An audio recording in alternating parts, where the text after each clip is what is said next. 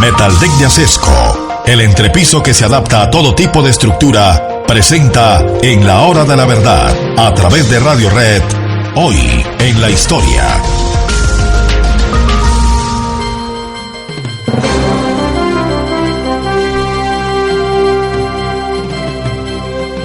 Queremos hablar de una época, de un momento histórico que pierde por completo su norte, que pierde su guía, que no sabe dónde está.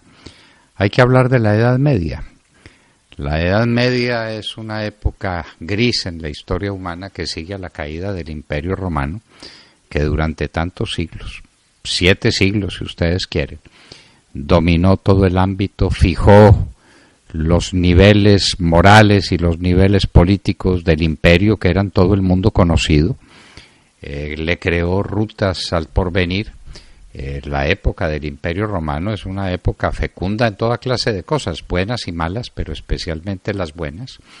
El Imperio Romano cayó porque tenía que caer. Las invasiones de los bárbaros, las divisiones que se hicieron del Imperio Romano cuando el emperador dividió el imperio en el oriente y en el occidente, sentó la base para una desagregación, una descomposición del imperio, que aprovecharon los bárbaros, que cayeron los unos sobre Roma. Vinieron entonces las invasiones que fueron contenidas por las legiones y por los ejércitos, especialmente Franco, los de Clodoveo, viene Carlomagno, el Sacro Imperio Romano Germánico, un intento por recomponer un imperio que no recomponía a nadie y que no era posible que lo recompusiera nadie. El imperio de Oriente queda en Bizancio, Bizancio se descompone en una serie de especulaciones inútiles, hay filosofía, pero filosofía mala, filosofía decadente, y nadie sabe dónde está, ni de dónde viene. Y empieza, con el correr de los tiempos, surgen unas formas de poder que están amparadas simplemente en la fuerza de unos, la fuerza de otros, el que tuviera más capacidad de contratar mercenarios para crear alrededor de los señores feudales un poco de poder. Y viene pues esa época de los señores feudales y de los servidores de la gleba, los campesinos que tienen que darle todo al señor feudal, inclusive aquel famoso derecho de pernar. La primera noche de la recién casada era para el señor feudal y después lo que quedaba le tocaba ya a su legítimo marido. Eran los sistemas políticos pues que no eran sistema, sino formas políticas vigentes en pequeños espacios. No había una gran nación, no se había constituido un gran imperio sustitutivo del Imperio Romano, no, en absoluto. Fue una larga noche de los tiempos. Empiezan a surgir de pronto unos fenómenos que tenemos que recordar, los fenómenos de creación y de consolidación de nacionalidades. Se unen, España logra expulsar a los moros y empieza a formarse la unidad española con las unidades de Castilla y de Aragón, y finalmente se incorpora del todo a la nación y al imperio. El imperio que se produce con el descubrimiento de América, y en Gran Bretaña pasa algo similar y se consolida una Gran Bretaña que estaba disuelta, utilizando los mares para su comercio, pero sin una orientación muy definida y sin una capacidad para fijarle pautas al mundo. Viene la colonia en los Estados Unidos, y con la colonia de los Estados Unidos la consolidación de un imperio británico.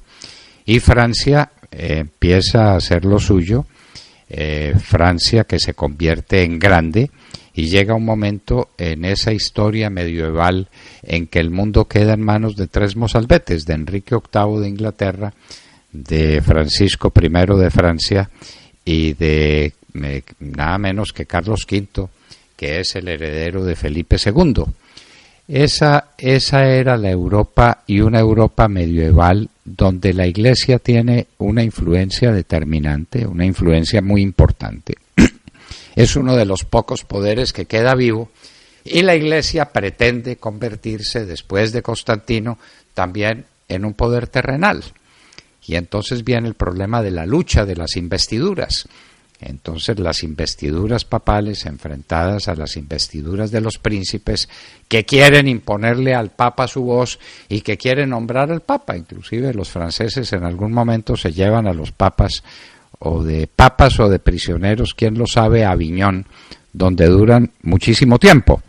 De manera pues que esto es lo que está ocurriendo en esa época medieval, que empieza, digamos, a abrirse a la modernidad.